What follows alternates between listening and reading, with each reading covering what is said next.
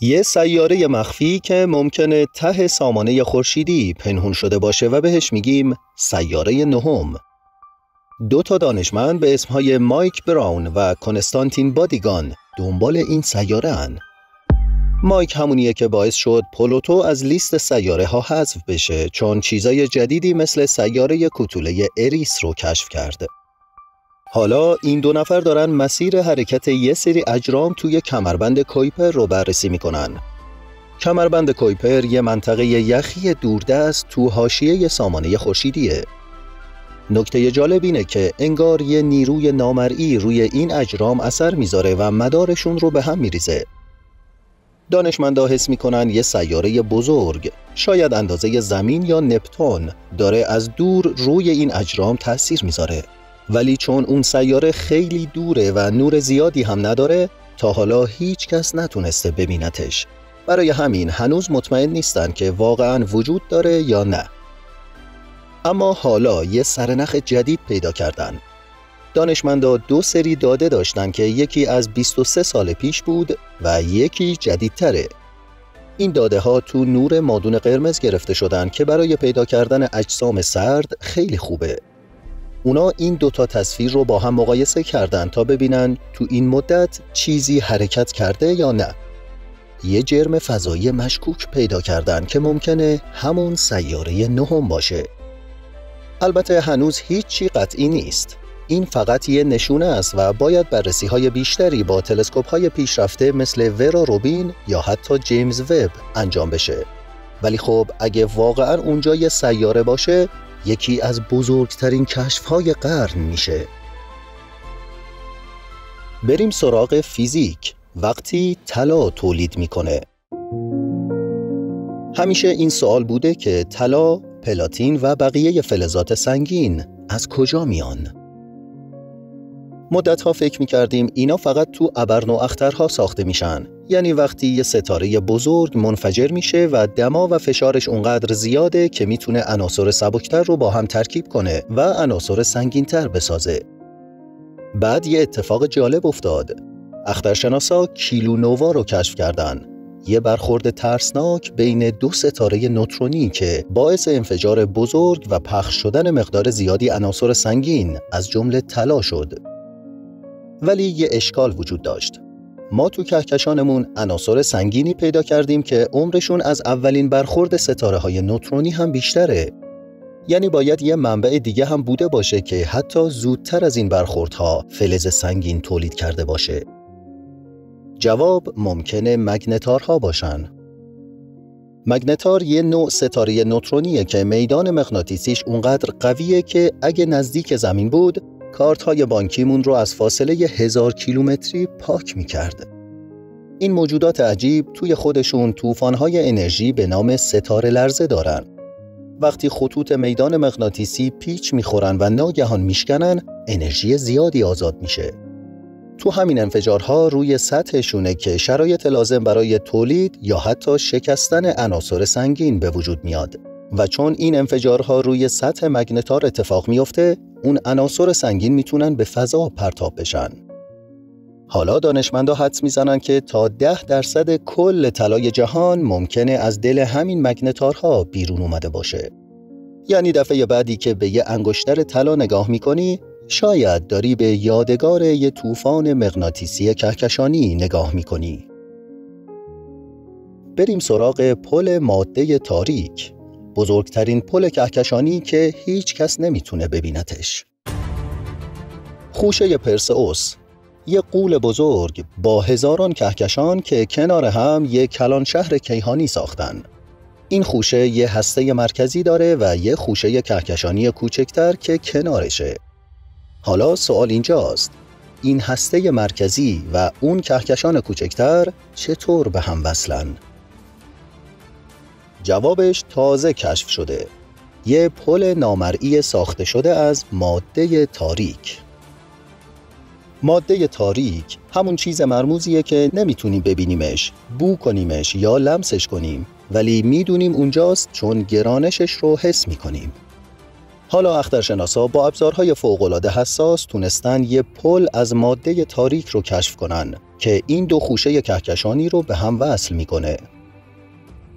جرم این پل چیزی حدود 200 برابر جرم کهکشان راه شیریه.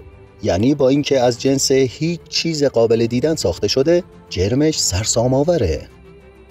شاید باورت نشه، ولی این پل اونقدر نازکه که تو عکس‌های عادی اصلاً معلوم نیست. تنها راه فهمیدنش این بود که دانشمندا اثرات گرانشی پل رو روی نور کهکشان‌های پشت سرش بررسی کردن. به این میگن عدسی گرانشی. یعنی نور کهکشانی دورتر به خاطر جرم زیاد این پل خم میشه و به شکل عجیبی به ما میرسه. یه جورایی این پل ماده تاریک مثل یه جاده نامرئیه که 2 منطقه بزرگ کیهان رو به هم وصل میکنه و ما تازه اول راه شناخت این ساختارهای غول‌پیکر توی تاریکی هستیم. اگه بگم یه کهکشان پیدا شده که تقریباً ماده تاریک نداره، چی میگی؟ بله، دقیقاً چیزی کشف شده که دنیای اخترشناسی رو شوکه کرده. ما معمولاً فکر می‌کنیم ماده تاریک مثل یه چسب نامرئی کهکشان‌ها رو کنار هم نگه می‌داره. تو بیشتر کهکشان‌ها ماده تاریک حدود 10 برابر بیشتر از ماده معمولیه. حتی تو کهکشان‌های کم نور و پخش شده که ستاره زیادی ندارن، ماده تاریک هنوزم فرمانروایی می‌کنه. ولی حالا دانشمندا با تلسکوپ هابل تصویری از کهکشان FCC 224 گرفتن که همه چی رو زیر سوال برده. این کهکشان خیلی کم رنگه، ستاره‌هاش پراکنده‌اند و کم تراکم. از اون کهکشان‌هایی که انگار وسط یه مه غلیظ محو شدن. ولی عجیب‌تر از ظاهرش اینه که تقریباً ماده تاریک نداره. یعنی اون چسب نامرئی که انتظار داشتیم غیبش زده. اینجا دیگه معادلات کهکشانی جواب نمیدن. دانشمندا مجبور شدن یه دسته‌بندی جدید درست کنن به اسم کهکشان‌های پخش شده بدون ماده تاریک. شاید این کهکشان یه جورایی ماده تاریکش رو از دست داده یا اصلاً از اول نداشته. شاید هم یه راز عجیبتر تو دلش پنهانه که هنوز نفهمیدیم. هرچی هست نشون میده که کیهان پر از غافلگیری و ترکیب‌های عجیب و غریبه که هنوز کشفشون نکردیم. بریم سراغ دردسر تازه تو مأموریت سایکی. ناسا فضاپیمای سایکی رو به یه سیارک عجیب و غریب فلزی به اسم سایکی 16 فرستاده. این سیارک احتمالاً ته‌مونده یه سیاره بزرگتره که سالها پیش نابود شده و حالا فقط هسته فلزیش باقی مونده. این سیارک به خاطر مقادیر هنگفت آهن و نیکل خیلی مورد توجه ناسا قرار داره. فضاپیمای سایکی الان 1 سالی میشه که توی فضاست و یه سری تست مهم هم انجام داده. مثلا یه سیستم لیزری خیلی پرسرعت برای فرستادن اطلاعات رو امتحان کرده. اما هدف اصلیش اینه که برسه به خود سیارک سایکی 16. این فضاپیما با موتورهای یونی کار میکنه. این موتورها با استفاده از الکتریسیته یونهای گاز ژنون رو به عقب پرت میکنن و سفینه رو به جلو هل میدن. حالا ناسا متوجه شده فشار سوخت توی لوله‌های این سفینه کم شده. خود سفینه هم فهمیده و موتور رو خاموش کرده تا خرابتر نشه. مهندسا حدود 2 ماه وقت دارن تا این مشکل رو برطرف کنن، وگرنه ممکنه مسیرش به سمت سیارک به هم بخوره. البته یه خبر خوب هم هست. سایکی یه لوله سوخت یدکی داره. یعنی اگه اوضاع خیلی خراب شد میتونن از اون استفاده کنن. ولی ترجیح میدن اول همین لوله اصلی رو درست کنن. چون اول بهتره بفهمن چی خراب شده، بعد برن سراغ جایگزین. بریم سراغ یه اتفاق خاص و کمیاب که بهش میگن اختفا. فرض کن یه چراغ قوه رو جلوی صورتت گرفتی. بعد یکی میاد از جلوی اون رد میشه و سایه میندازه. توی فضا هم همین اتفاق میفته. وقتی یه جرم آسمونی، مثلا یه سیاره، از جلوی یه ستاره رد میشه و نور اون ستاره رو برای یه لحظه میپوشونه، بهش میگیم اختفا. این بار نوبت سیاره اورانوس بود که از جلوی نور یه ستاره رد بشه. این اتفاق فقط توی آمریکای شمالی دیده میشد و خیلی دقیق و کمیاب بود، چون همه چی باید دقیقاً توی یک خط قرار بگیره. ستاره، سیاره اورانوس و زمین. 30 تا ستاره شناس حرفه‌ای توی 18 تا رصدخونه مختلف آمریکا جمع شدن تا از این فرصت استفاده کنن. وقتی نور ستاره از پشت لایه‌های مختلف جو اورانوس رد می‌شد و کم و زیاد می‌شد، ستاره شناسا دقیقاً اون تغییرات رو اندازه گرفتن. احتمالاً به زودی کلی اطلاعات جدید درباره جو اورانوس به دست میاد. چیزایی مثل ضخامت جو، ترکیباتش یا حتی ساختار لایه‌هاش. با اینکه این فقط چند ثانیه طول کشید، ولی همین چند ثانیه میتونه حسابی ما رو با دنیای اورانوس آشنا کنه. بریم سراغ یه بازی کامپیوتری که به کمک ناسا اومده. تا حالا شده یه بازی اونقدر واقعی و جالب باشه که ازش فیزیک و مکانیک مداری یاد بگیری؟ بازی برنامه فضایی کربال، یه شبیه ساز پرواز فضاییه و بازیکن‌ها باید خودشون راکت طراحی کنن، سوخت رو حساب کنن، مدار بسازن و فرود بیان. ولی نکته جالب اینجاست که خیلی ها باهاش مأموریت‌های واقعی مثل برنامه آپولو یا حتی پروژه‌های آینده مثل آرتمیس رو بازسازی کردن.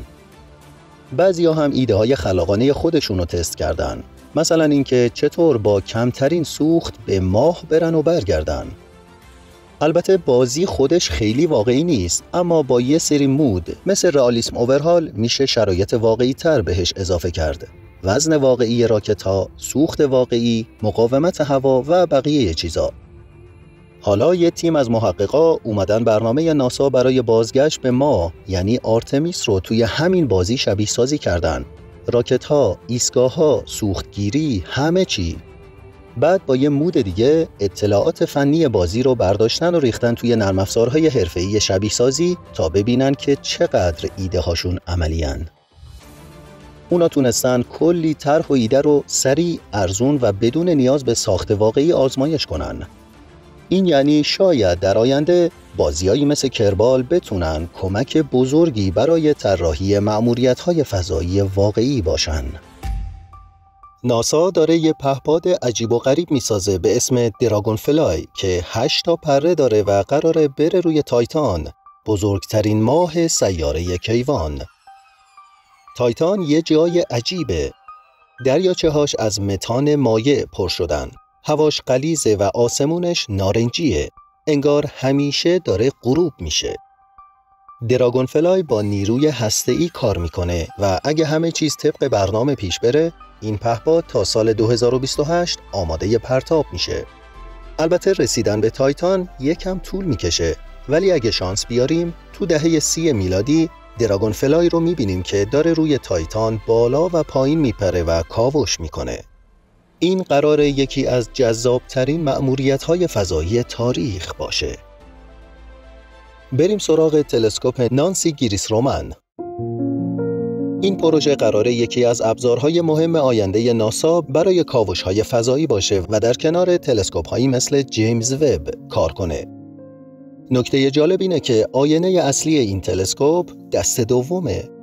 نیروی فضایی آمریکا و دفتر شناسایی ملی این آینه رو به ناسا دادن و ناسا هم تصمیم گرفت ازش یه تلسکوپ علمی پیشرفته بسازه. به تازگی این تلسکوپ تونسته مرحله تست حرارتی رو با موفقیت پشت سر بذاره. تو این تست تلسکوپ رو توی یه محفظه خلأ قرار میدن و در معرض دماهای شدید قرار میگیره تا شرایط فضا شبیه سازی بشه. قدم بعدی نصب آرایه‌های خورشیدی و بعد از اون انجام تست لرزشه. توی این تست کل فضاپیما تکون داده میشه تا مطمئن بشن چیزی موقع پرتاب از جاش در نمیره. اگه همه چیز طبق برنامه پیش بره، تلسکوپ نانسی گریس رومن در سال 2027 آماده پرتاب میشه. بریم سراغ چالش‌های لنز گرانشی خورشیدی. بر اساس نظریه نسبیت عام اینشتین، اجرام بزرگ مثل خورشید میتونن مسیر نور رو خم کنن. وقتی نور از کنار خورشید رد میشه، مسیرش منحرف میشه و خورشید مثل یه لنز عمل میکنه.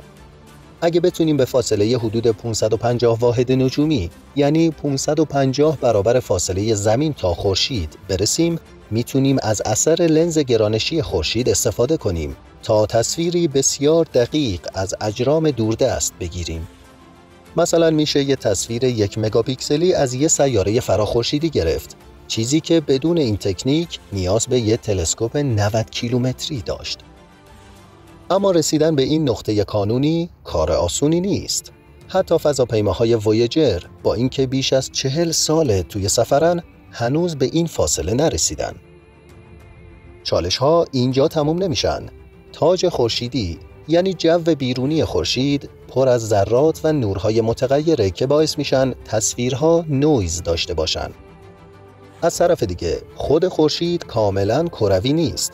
چرخش، جریانهای مغناطیسی و پدیده‌های سطحی شکل دقیقش رو تغییر میدن و این میتونه روی عملکرد لنز طبیعی خورشید تأثیر بذاره. حالا یه مقاله جدید یه مشکل دیگر رو هم مطرح کرده: ابرهای روی سیاره هدف. شبیه سازی ها نشون میدن اگه فقط 13% پوشش ابری روی یه سیاره فراخورشیدی باشه، تصویر نهایی به شدت نویزدار میشه و کیفیتش میاد پایین، حتی با لنز گرانشی. راه حلش استفاده از 10,000 تلسکوپ 1 متریه که همزمان از زوایای مختلف به همون نقطه نگاه کنن تا بتونن داده ها رو ترکیب و نویز رو حذف کنن.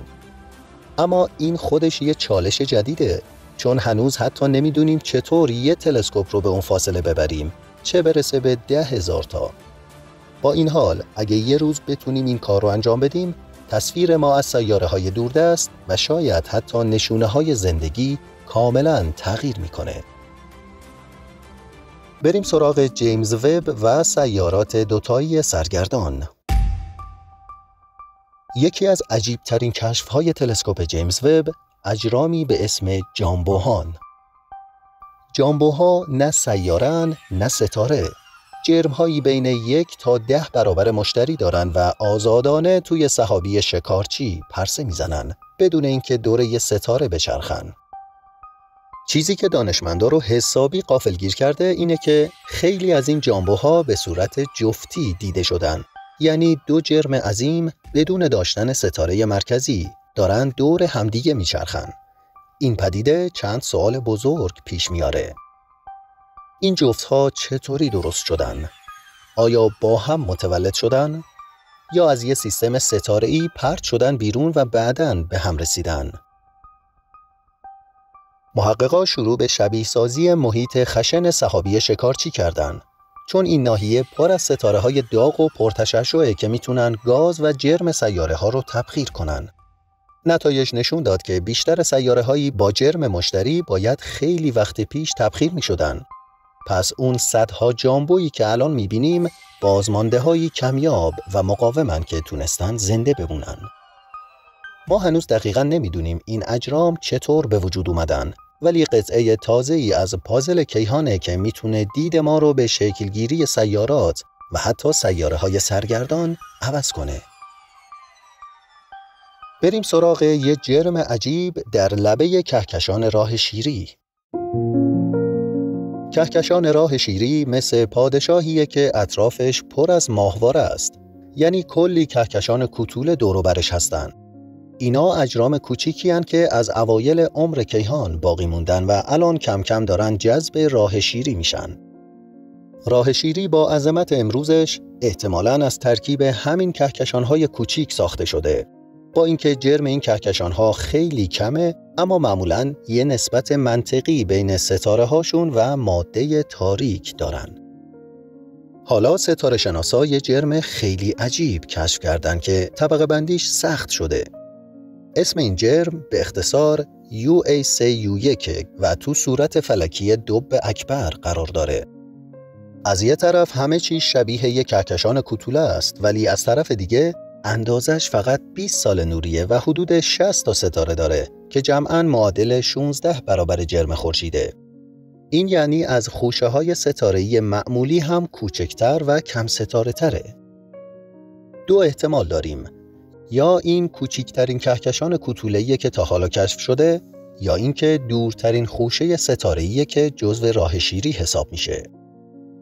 فعلا ستاره شناسا دارن با ابزارهای دقیق بررسیش میکنن تا ببینن دقیقاً با چی طرفیم. در هر صورت این جرم عجیب ممکنه دید ما رو به دسته‌بندی‌های کهکشانی تغییر بده. بریم سراغ نیو هورایزنز که هنوز زنده و هنوز مفیده. نیو هورایزنز الان تو بخش دوردست و ناشناخته سامانه خورشیدیه. مدتیه که از کنار پلوتو و ماه معروفش شارون گذشته و حالا منتظر یه هدف جدید توی کمربند کویپر برای ادامه مسیرشه. این ناحیه یکی از بکرترین بخش‌های سامانه خورشیدیه، جایی که فقط چند تا مأموریت مثل وویجرها و پایونیرها تونستن بهش برسن. با وجود اینکه سالها از پرتاب نیو هورایزنز میگذره، اما هنوز کاملا فعاله و یه سری ابزار و دوربین داره که برای رصد اجرام سرد و تاریک کمربند کویپر طراحی شدن. ولی جالبه که همین ابزار برای بررسی بقیه کیهان هم خیلی خوب عمل میکنن. یکی از کارهای جالبی که نیو هورایزنز انجام داده، اندازه‌گیری تشعشع پس زمینه کیهانیه. داده هایی که از این اندازه‌گیری ها به دست اومده به اخترشناسا کمک کرده ابزارهای خودشون رو کالیبره کنن. این نشون میده که نیو هورایزنز هنوز میتونه به کشف‌های علمی مهمی کمک کنه. چند سال پیش بعضیا پیشنهاد دادن که این مأموریت رو کنسل کنن، ولی حالا که داریم میبینیم هنوز مفیده، اون حرفها کمتر جدی گرفته میشن. نگه داشتن نیو هورایزنز هم بودجه زیادی نمیخواد، در حدی که با یه هزینه خیلی کم میتونه سالها کار کنه. این داستان فقط برای نیو هورایزنز نیست. مأموریت‌های دیگه‌ای مثل تلسکوپ پرقدرت چاندرا یا حتی وویجرها هم هستن که بعد از چند دهه هنوز داده‌های با ارزشی میفرستن، ولی بازم بعضیا دنبال بستن پرونده‌شونن. شاید بهتره به جای کنار گذاشتنشون از ظرفیتشون بهتر استفاده کنیم، چون توی فضا حتی یه سیگنال ضعیف میتونه دروازه‌ای به فهم عمیق‌تر جهان باشه. تا حالا به این فکر کردی که چرا سیاره‌های داخلی سامانه خورشیدی مثل زمین یا مریخ تقریباً خشکن؟ البته درسته که زمین پر از آبه، اما نسبت به فضاهای بیرونی سامانه خورشیدی مقدار آب خیلی کمتری داره. دلیلش یه چیز جالب به اسم خط یخبندانه. این یه مرز فرضیه که اون طرفش دمای فضا اونقدر پایینه که آب میتونه یخ بزنه و برای همیشه یخ زده بمونه. مثل ماه‌های یخی مشتری، زحل یا اجسام یخزده کمربند کویپر. حالا تلسکوپ فضایی جیمز وب یه منظومه دیگه پیدا کرده به اسم HD 181327 که حدود 155 سال نوری از ما فاصله داره و فقط 23 میلیون سالشه.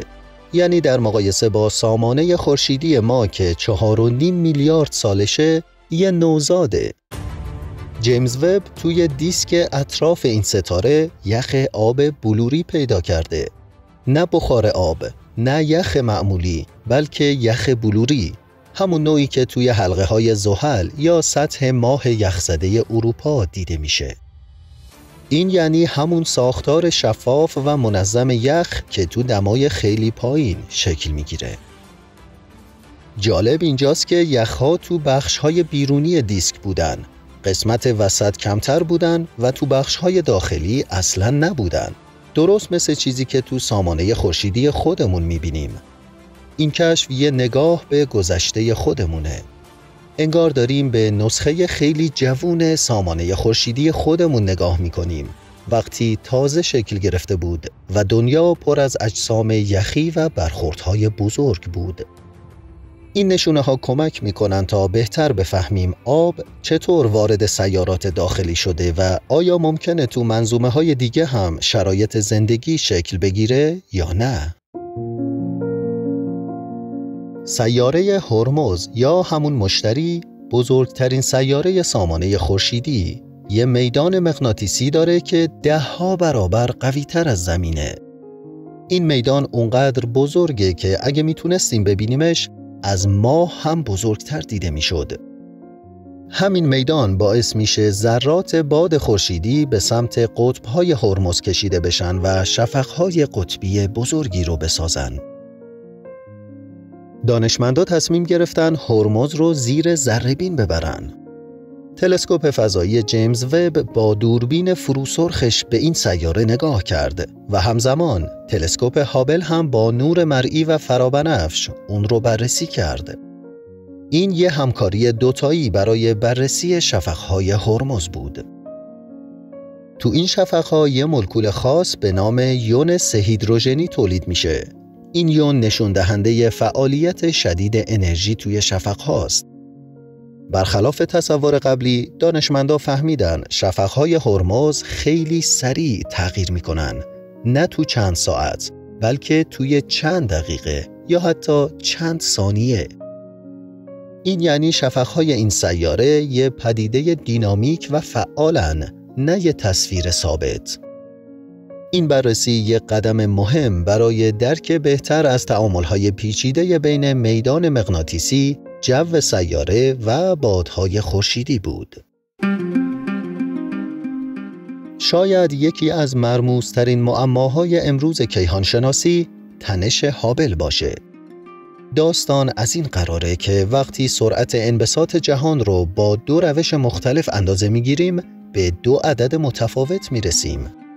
یک روش بررسی ستاره‌های نزدیک و روش دوم تحلیل تابش‌های خیلی قدیمی کیهانه. این تفاوت عجیب الان تبدیل شده به چیزی که دانشمندا بهش میگن بحران در کیهانشناسی. اولین جواب برای حل این معما انرژی تاریک بود. چند سال پیش پروژه دسی یه ایده عجیب مطرح کرد. شاید انرژی تاریک اون چیزی نیست که فکر می‌کردیم. شاید با گذر زمان تغییر می‌کنه.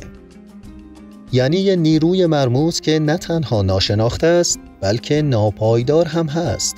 همین خودش خیلی عجیبه، چون ما تا همین چند سال پیش حتی نمی‌دونستیم انرژی تاریک وجود داره. اما حالا یه ایده جدیدتر مطرح شده. شاید اصلاً پای انرژی تاریک وسط نیست. شاید این خود ماده تاریکه که داره تغییر میکنه. پژوهشگرا پیشنهاد دادن که اگه فقط حدود 15% از ماده تاریک در طول زمان جرمش تغییر کنه، میتونه اختلاف عددها توی تنش هابل رو توضیح بده.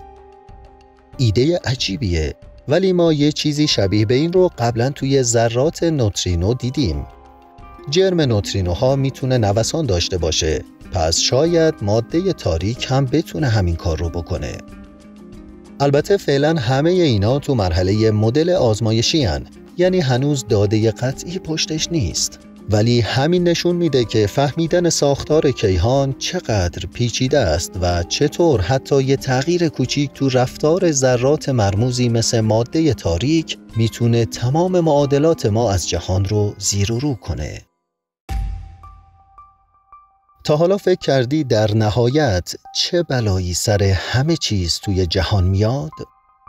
یعنی میلیاردها سال بعد وقتی ستاره ها خاموش شدن، کهکشان ها از هم پاشیدن و حتی سیاهچاله ها تنها شدن، باز هم چیزی باقی میمونه؟ یکی از عجیبترین ایده ها توی فیزیک نظریه‌ای به اسم تابش هاوکینگ که توسط استیون هاوکینگ مطرح شد. این نظریه میگه سیاهچاله ها که زمانی به عنوان نابودگرهای بیرحم شناخته میشدن، در واقع خودشون هم یه روزی نابود میشن. حالا چطور؟ با تابش انرژی و از دست دادن جرم. این فرایند تبخیر میتونه میلیاردها میلیارد سال طول بکشه. اما این پایان ماجرا نیست. به تازگی دانشمندا فهمیدن این تبخیر فقط برای سیاهچاله ها نیست، بلکه شاید برای هر جسم فوق فشرده‌ای اتفاق بیفته. ستاره های نوترونی، کوتوله های سفید، حتی چیزای خیلی کوچیکی مثل ماه یا حتی یه انسان. حالا سوال اینه، چقدر طول میکشه تا همه چیز توی جهان بخار بشه و از بین بره؟ پاسخ واقعاً سرسام‌آوره. برای یه سیاهچاله معمولی که از یه ستاره ساخته شده، حدود 10 به توان 67 سال زمان لازمه تا کاملاً تبخیر بشه. این یعنی یه عدد با 67 تا صفر. حتی تصورش هم عجیبه، جهانی که در نهایت سرد، خالی و ساکته. هیچ نوری، هیچ حرکتی، فقط باقی مونده های ضعیف از ذراتی که یه روزی توی یه جهان پر از ستاره و کهکشان زندگی می کردن. هیچی برای همیشه نمیمونه. حتی خود زمان هم شاید یه روزی از نفس بیفته. از همون لحظه‌ای که تلسکوپ فضایی جیمز وب پرتاب شد، همه میدونستن قرار کهکشان‌هایی رو ببینه که هیچ کس تا حالا ندیده. و حالا این تلسکوپ یه رکورد جدید ثبت کرده. برای اینکه بدونیم یک کهکشان چقدر از ما دوره، دانشمندا از روش اسپکتروسکوپی استفاده میکنن، یعنی بررسی نور اون کهکشان. این نور به ما میگه اون جسم از چی ساخته شده و مهمتر از همه چقدر از ما فاصله داره. تا مدت‌ها رکورد دورترین کهکشان در اختیار جیدز GS Z14 بود با عدد انتقال به سرخ 14.32. این یعنی نوری که از اون کهکشان به ما میرسه کمتر از 300 میلیون سال بعد از بیگ بنگ منتشر شده. اما حالا یک کهکشان جدید پیدا شده که حتی دورتره. اسمش هست MZ14 و انتقال به سرخش 14.44 ثبت شده. یعنی فقط 280 میلیون سال بعد از انفجار بزرگ. اما چیزی که این کشف رو خاص‌تر میکنه شکل و ترکیب این کهکشانه. MZ14 خیلی شبیه خوشه‌های کرویه، مجموعه‌های فشرده‌ای از ستاره‌های خیلی پیر که معمولاً دور کهکشان‌ها میچرخن. نسبت نیتروژن به کربن توی ستاره‌های این کهکشان دقیقاً شبیه خوشه‌های کرویه و ستاره‌هاش هم خیلی پرنور و بزرگن. اینجا یه سوال پیش میاد، نکنه این کهکشان نشون میده که خوشه‌های کروی چطوری به وجود اومدن؟ یه فرضیه جالب اینه که شاید این یک کهکشان بزرگتر بوده که توی یه برخورد کهکشانی نابود شده و چیزی که ازش مونده همین هسته فشرده‌ایه که الان میبینیم. واقعاً شگفت‌انگیزه که تلسکوپ جیمز وب چطور داره تیکه تیکه تاریخ کیهان رو برامون ورق میزنه. یه راز جدید از دل کیهان با کمک جیمز وب داره شکل میگیره. ستاره شناسا بهش میگن نقاط قرمز کوچیک. اینا کهکشان‌هایی هستند که تو اوایل عمر کیهان دیده شدن و حدود 300 تا ازشون تا حالا پیدا شده. ولی یه چیز خیلی عجیبه. توی مرکز هر کدوم از این کهکشان‌ها یه جسم فوق‌العاده پرنوره. چیزی که خیلی ها حدس میزنن یه سیاهچاله بزرگ و فعاله. از اون مدل هایی که جرمش میلیون ها یا حتی میلیاردها برابر خورشیده و وقتی ماده میبلعه نور خیلی زیادی از خودش ساطع میکنه. ولی یه مشکل هست. اگه واقعا اینا سیاهچاله باشن باید ازشون پرتو ایکس بیاد، مثل همه سیاهچاله های فعال دیگه. برای همین دانشمندا 55 ساعت با رصدخانه پرتو ایکس چاندرا این نقاط رو زیر نظر گرفتن. نتیجه این بود که هیچ پرتو ایکس غیر عادی دیده نشد. حالا دو احتمال پیش رو داریم. شاید واقعاً اینا سیاهچاله های فعال نیستن و چیزی که فکر می‌کردیم درخشش سیاهچاله است یه چیز دیگه است. یا اینکه دارن به یه روش خاص ماده جذب می‌کنن، یعنی با سرعتی بیشتر از حالت معمول اما بی سر و صدا. اما حتی این حالت دوم هم باید پرتو ایکس تولید کنه که بازم دیده نشد. پس این سوال باقی میمونه. اگه اینا سیاهچاله نیستن، پس چی هن؟ واقعاً چی داره اون وسط اینقدر نور تولید میکنه؟ فعلا فقط میدونیم که نقاط قرمز کوچیک هنوز رازآلودن و شاید این راز یکی از کلیدهای مهم برای فهمیدن چگونگی شکلگیری کیهان باشه. بریم سراغ سیاره هرمز یا همون مشتری. تو سامانه خورشیدی منطقه قابل سکونت شامل سیاره ناهید یا همون زهره، زمین و سیاره بهرام یا همون مریخه. منطقه قابل سکونت یعنی جایی که دما برای وجود آب مایع مناسبه. این منطقه با توجه به انرژی خورشید تعریف میشه. اما چند میلیارد سال دیگه که خورشید به غول سرخ تبدیل بشه و بزرگتر و پرنورتر بشه، منطقه قابل سکونت هم به بیرون گسترش پیدا میکنه و حتی تا مدار سیاره هرمز میرسه. اون موقع ماه‌های یخی سیاره هرمز مثل اروپا، گانیمد و کالیستو ممکنه گرم بشن، یخاشون ذوب بشه و آب مایع روی سطحشون ظاهر بشه. اما یه مشکلی هست. هرمز تشعشعات خیلی شدیدی داره و نوری که به آفتاب میده باعث میشه این آب خیلی زود تبخیر بشه و مستقیما از حالت جامد به گاز تبدیل بشه. برای مدت کوتاهی این ماه‌ها جو بخار آب خواهند داشت که میتونه یه پنجره زمانی محدود برای سکونت ایجاد کنه، ولی بعد از اون سطحشون خشک میشه و شرایط دوباره سخت میشه. در نهایت شاید این اتفاق برای ماه‌های سیاره زحل هم تکرار بشه. حالا بریم سراغ ماه. این روزا کلی لندر رباتیک دارن به ماه میرن. اگه همه چی خوب پیش بره، تو چند دهه آینده ممکنه انسان‌هایی از آمریکا، چین، اسپیس ایکس و کشورهای دیگه هم پا روی ماه بذارن. اما یه مشکل جدی هست. با هر فرودی روی ماه، شعله موشک کلی خاک و سنگ به اطراف پرتاب میکنه که میتونه به ماهگردها یا فرودگرهای بعدی آسیب بزنه. پس اگه بخوایم هنوز پایداری روی ماه داشته باشیم، باید پدهای فرود مقاوم بسازیم. ولی ساختن پدی که در برابر گرمای شدید موشک نسوزه آسون نیست. چند تا ایده هست. فشرده‌سازی خاک ماه، چسبوندن ذرات با یه ماده چسبناک، یا پختن خاک ماه مثل ساخت آجر. دانشمندا دمای موتور موشک‌ها رو شبیه سازی کردن تا بفهمن پدها تا چه حد تحمل دارن. چون اگه پد هم خراب بشه، خودش یه منبع جدید زباله فضایی میشه. بریم سراغ یه ایده جذاب درباره فرود روی ماه. تو سیاره‌هایی با جو مثل زمین میتونی با چتر نجات فرود بیای. ولی ماه جو نداره. برای همین باید با موتور و مصرف سوخت فرود بیای که گرون و پیچیده است.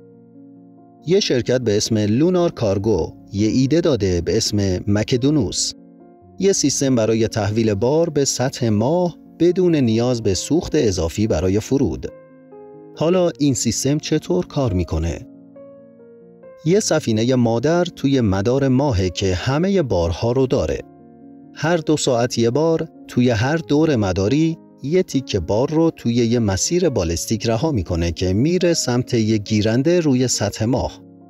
مسیر بالستیک همون مسیریه که یه جسم فقط با نیروی اولیه و بدون موتور طی میکنه. مثل وقتی که یه سنگ رو پرت میکنی.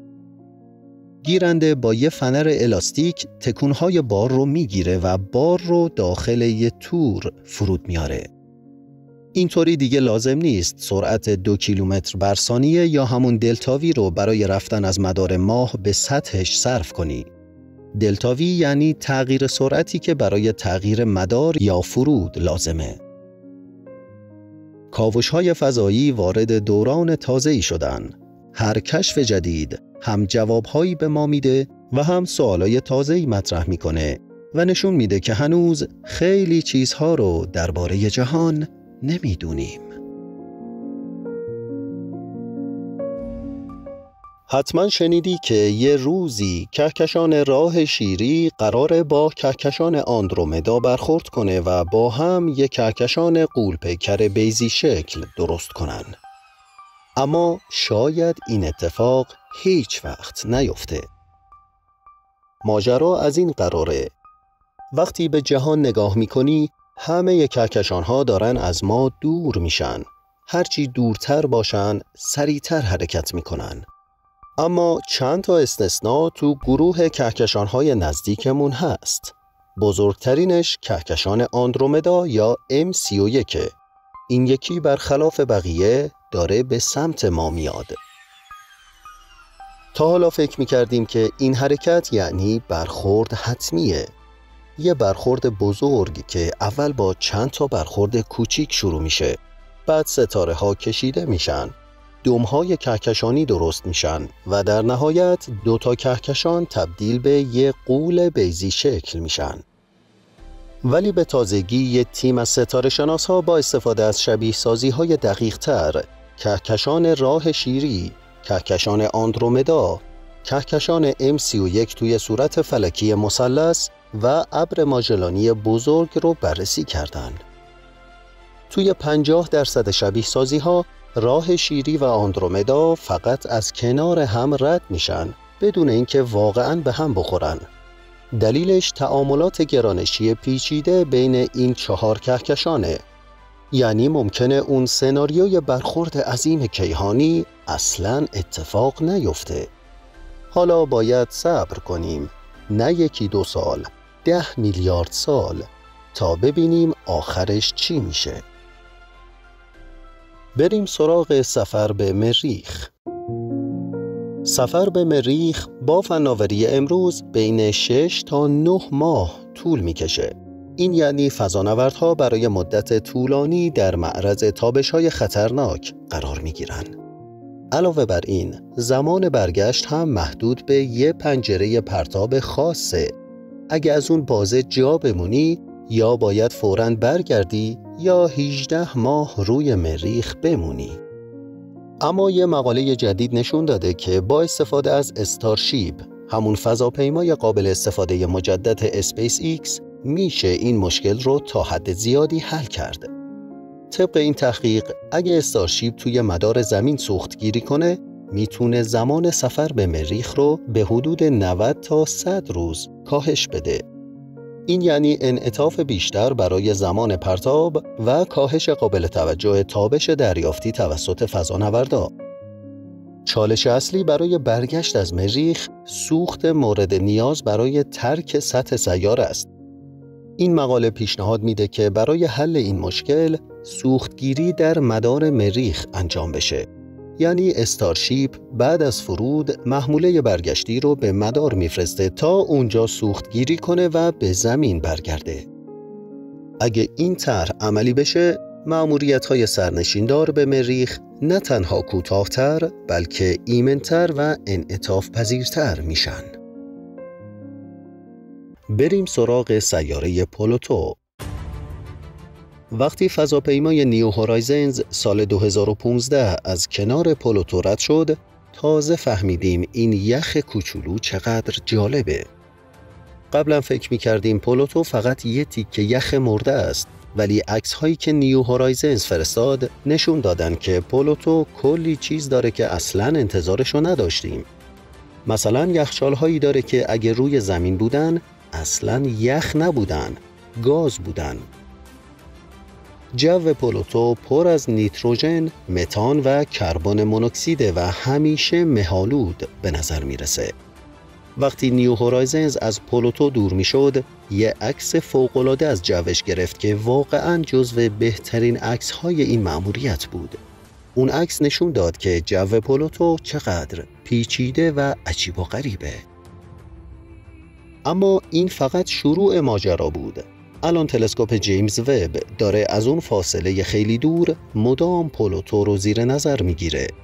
توی یکی از بررسی‌هاش فهمیدن که این مه‌هایی که توی جو پلوتو هستن انگار دارن دمای سیاره رو کنترل میکنن. با اینکه پلوتو خیلی از خورشید دوره و نور زیادی نمیگیره، ولی همون نور کم باعث میشه گازهای جوش گرم شن، مه‌ها بالا برن، یه ذره گرما آزاد کنن و دوباره برگردن پایین. یعنی این سیاره یه جور تهویه مطبوع طبیعی داره. تا الان همچین چیزی توی هیچ جای دیگه سامانه خورشیدی ندیدیم و همه اینا رو فقط با یه پرواز سریع از کنارش و بعدش یکم رصد از راه دور فهمیدیم. پس معلومه که هنوز کلی چیز عجیب درباره این دنیاهای دور مونده که باید کشف کنیم. بریم سراغ اروپا، ماه سیاره مشتری. اروپا، ماه یخی سیاره مشتری، یکی از بهترین گزینه‌ها برای پیدا کردن نشونه‌های زندگی توی سامانه خورشیدیه. زیر سطح یخزده‌اش یه اقیانوس آب مایع پنهانه که میتونه شرایط لازم برای شکلگیری زندگی رو داشته باشه. البته مشکل اینجاست که اون آب زیر چند کیلومتر یخه و دسترسی بهش خیلی سخته. اما حالا دانشمندا با استفاده از تلسکوپ جیمز وب یه چیز جالب کشف کردن. سطح اروپا ترکیبی از دو نوع یخه. یخ کریستالی که ساختار منظمی داره و نشونه یخ‌های جدیده و یخ آمورف که ساختار نامنظم داره و از یخ‌های قدیمیه که مدت طولانی در معرض تابش بودن. اونا یه نقشه دقیق از این دو نوع یخ ساختن و دیدن که یخ‌های کریستالی بیشتر تو جاهایی هن که ترک‌ها و شکاف‌هایی روی سطح دیده میشه. این نشون میده که ممکنه آب مایع یا مواد زیرسطحی از داخل اروپا بالا اومده باشن. اگه این فرضیه درست باشه، یعنی نیازی نیست چند کیلومتر حفاری کنیم تا به مواد زیرسطحی برسیم. همین سطح خودش داره سرنخ‌هایی از اون اعماق بهمون میده. این کشف زمینه‌سازی مهمیه برای مأموریت اروپا کلیپر ناسا که قراره با پروازهای نزدیک از کنار اروپا این نشونه‌ها رو دقیق‌تر بررسی کنه. بریم سراغ خورشید. ما معمولاً نگران چیزایی مثل سیارک‌های سرگردان یا سیاه‌چاله‌های مرموز نیستیم. اونا بیشتر شبیه فیلم‌های علمی تخیلی هستند تا تهدید واقعی. ولی یه چیزی هست که هرچی بیشتر دربارش بدونی، بیشتر متوجه میشی که چقدر خطرناکن. طوفان‌های خورشیدی. این طوفان‌ها فقط یه سری جرقه زیبا روی خورشید نیستن. اگه شدید باشن، میتونن ماهواره هامونو بسوزونن، شبکه برق رو از کار بندازن، اینترنت رو قطع کنن و حتی سیستم ناوبری هواپیماها رو فلج کنن. توی چشم به هم زدن یه روز معمولی ممکنه تبدیل بشه به دنیایی بدون سیگنال، بدون برق و بدون ارتباط. مشکل اینه که ما خورشید رو فقط از یه زاویه میبینیم، درست مثل اینه که با یه چشم نگاه میکنیم. پشت خورشید سمت‌هایی هست که از زمین دیده نمیشن. اگه یه انفجار بزرگ تو اون ناحیه رخ بده و به سمتمون بیاد، ممکنه خیلی دیر بفهمیم. یه گروه از دانشمندا میگن باید یه آرایه‌ای از ماهواره ها بسازیم. 6 تا ماهواره پخش شده دور خورشید مثل دیدبان هایی که 24 ساعت مراقبن. این ماهواره ها میتونن از زوایای مختلف تمام سطح خورشید رو زیر نظر داشته باشن. اگه یه فوران تاج خورشیدی، یعنی همون انفجار بزرگی که حجم زیادی از ذرات باردار رو به فضا پرتاب میکنه، به سمت زمین بیاد، این سیستم خیلی زود هشدار میده. اونقدر زود که بشه شبکه برق رو موقتاً خاموش کرد، ماهواره ها رو به حالت ایمن برد و جلوی یه فاجعه چند میلیارد دلاری رو گرفت. البته این مأموریت ارزون نیست. نیاز به پرتاب با استارشیپ داریم و کل پروژه ممکنه میلیاردها دلار هزینه داشته باشه. ولی وقتی پای طوفانی در میونه که میتونه نصف زمین رو به قرون وسطا برگردونه، شاید این هزینه یه جور سرمایه گذاری برای نجات آینده باشه. بالاخره لحظه‌ای که همه منتظرش بودیم رسید.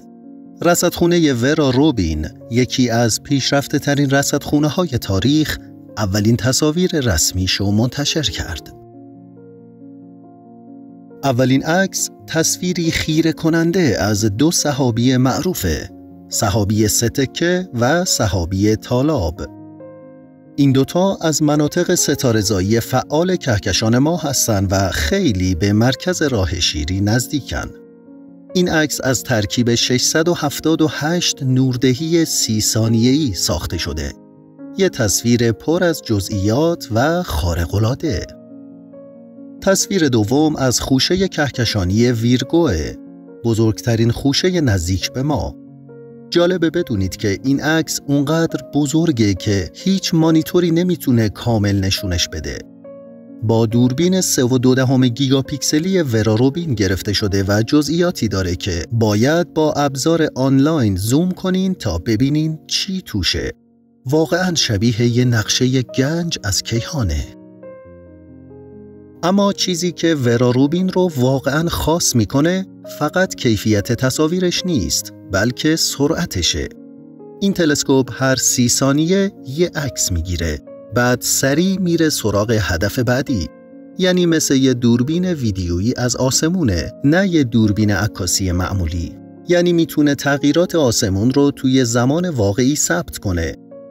مثلا فقط با 10 ساعت رصد یه نقطه از آسمون بیش از 2000 سیارک جدید کشف کرده، در حالی که کل جامعه نجوم توی یک سال حدود 20,000 سیارک کشف میکنه. این تلسکوپ توی یه شب به اندازه 1/10 کل سال همه ستاره شناسا کشف کرده. وقتی کامل عملیاتی بشه دیگه حدس بزنین چی میشه. الان تقریباً 1 میلیون سیارک توی سامانه خورشیدی میشناسیم که توی 100 سال کشف شدن. وراروبین قراره توی 10 سال آینده 4 میلیون سیارک دیگه پیدا کنه. یعنی هر 3 شب کل آسمون نیمکره جنوبی رو اسکن میکنه و دوباره از اول شروع میکنه و در طول اون 10 سال هر نقطه آسمون حدود 800 بار دیده میشه. این یعنی میتونیم 800 تا تصویر از یه نقطه رو بذاریم روی هم و یه عکس فوق‌العاده دقیق بسازیم، یا اینکه مثل یه تایم لپس ببینیم چی اون بالا در جریانه. سیارک ها چطور حرکت میکنن؟ ابرنواخترها کی و چطوری منفجر میشن؟ و ستاره ها چطور کم نور و پر نور میشن؟ در واقع وراروبین به ما اجازه میده که آسمون رو به عقب و جلو ببریم. مثلا اگه یه ستاره از یه کهکشان ناپدید شده، میتونیم لحظه دقیق ناپدید شدنش رو پیدا کنیم. این خیلی بزرگه. یعنی شاید چیزایی کشف کنیم که اصلا نمیدونستیم وجود دارن. چون این تلسکوپ میتونه اجسام خیلی کم نور رو ببینه و با ترکیب تصاویر چیزای خارق‌العاده‌ای کشف کنه که برای یه تلسکوپ زمینی واقعاً فوق‌العاده است. البته مقایسش با هابل هم جالبه. هابل محدوده دیدش کوچیکه و توی فضاست، در حالی که روبین آسمون وسیعی رو از روی زمین زیر نظر داره و با سرعت زیاد حرکت میکنه و تازه این فقط شروعشه. تا آخر امسال رصدخونه به طور کامل راه میفته و اون موقع که روزانه داده‌هایی وارد میشن که هر کدوم میتونن یک کشف مهم باشن. از ابرنواخترها گرفته تا سیارک‌های خطرناک. علم وارد یه مرحله جدید میشه. دیگه با عکس و تصویر سر و کار نداریم. داریم آسمون رو به صورت زنده تماشا میکنیم. حدود 1 دهه است که ما امواج گرانشی رو با تلسکوپ‌هایی مثل لایگو، ویرگو و کاگرا رصد میکنیم. امواجی که موقع برخورد 2 سیاهچاله یا سیاهچاله با ستاره نوترونی توی فضا پخش میشن. ولی مشکل اینجاست. این ابزارها فقط حساس به رویدادهای کوچیک و نزدیکن. برای شکار امواج گرانشی از برخورد غول‌های کیهانی مثل سیاهچاله‌های کلانجرم، این تلسکوپ‌ها کافی نیستن. پس باید یه راه جدید پیدا کنیم و اون راه رفتن به فضاست. اینجاست که پروژه لیزا وارد میشه. لیزا که مخفف آنتن فضایی تداخلسنج لیزریه، قرار اولین رصدخونه امواج گرانشی توی فضا باشه. پروژه‌ای از آژانس فضایی اروپا که شامل 3 فضاپیماست، هر کدوم با فاصله 2.5 میلیون کیلومتر از اون یکی. این فضاپیماها یه آرایش مثلثی تشکیل میدن و با لیزر مرتب به هم سیگنال میفرستن. حالا فرض کن یه موج گرانشی از این مثلث رد بشه. حتی یه تغییر کوچیک توی فاصله بین فضاپیماها، حتی به اندازه 1000 برابر کوچکتر از قطر یه اتم، ثبت میشه. این یعنی ما میفهمیم که یه موج گرانشی عبور کرده. یعنی انگار داریم کیهان رو با یه گوش فوق‌العاده حساس گوش میدیم. البته این ایده جدیدی نیست. چند سال پیش نسخه آزمایشیش به اسم لیزا پاسفایندر با موفقیت اجرا شد و حالا بالاخره ساخت نسخه اصلی لیزا به یک شرکت آلمانی به اسم OHB System AG سپرده شده. برنامه اینه که لیزا توی سال 2035 به فضا پرتاب بشه و اگه همه چیز خوب پیش بره، برای اولین بار میتونیم تصادف سیاهچاله‌های کلان جرم رو با دقت بالا ببینیم. اتفاقهایی که انرژیشون از هر چیزی که تا حالا دیدیم بیشتره. به زودی ما نه فقط به کیهان نگاه میکنیم، بلکه صدای نفس کشیدنشو هم میشنویم. بریم سراغ جیمز وب که یه شاهکار دیگه خلق کرد. این بار با تصویربرداری مستقیم از یه سیاره فراخورشیدی.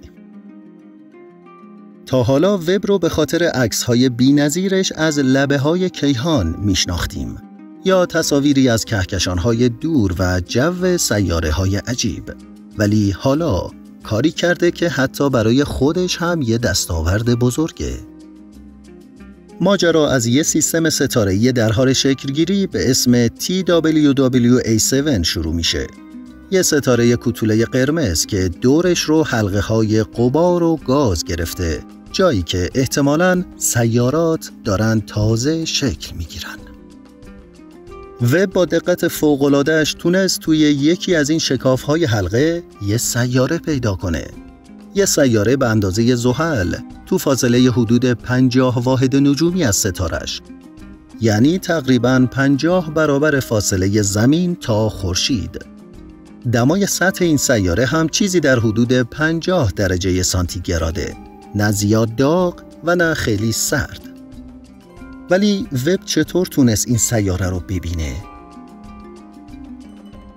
تلسکوپ جیمز وب از ابزاری به اسم کرونوگراف استفاده کرده.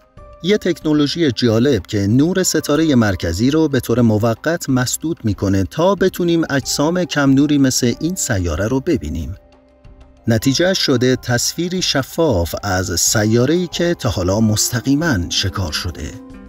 این فقط یک کشف نیست، یه نشونه است از آینده‌ای که در راهه. تلسکوپ فضایی جدیدی به اسم رومن قراره تو سال 2027 پرتاب بشه. رومن هم کرونوگراف پیشرفته تری داره و میتونه سیاراتی شبیه مشتری رو اطراف ستاره‌هایی مثل خورشید شناسایی کنه. یه مقاله جدید هم نشون داده که تلسکوپ جیمز وب میتونه سیاراتی به اندازه زحل یا مشتری رو تو فاصله‌هایی تا 60 سال نوری از ما پیدا کنه. به خصوص با ابزار قدرتمند میری. به زبون ساده تر، ما داریم به روزی نزدیک میشیم که نه تنها میتونیم سیارات دوردست رو ببینیم، بلکه کم کم میتونیم دربارشون چیزای دقیق تری هم بگیم، مثل دما، جو و حتی شاید نشونه هایی از زندگی.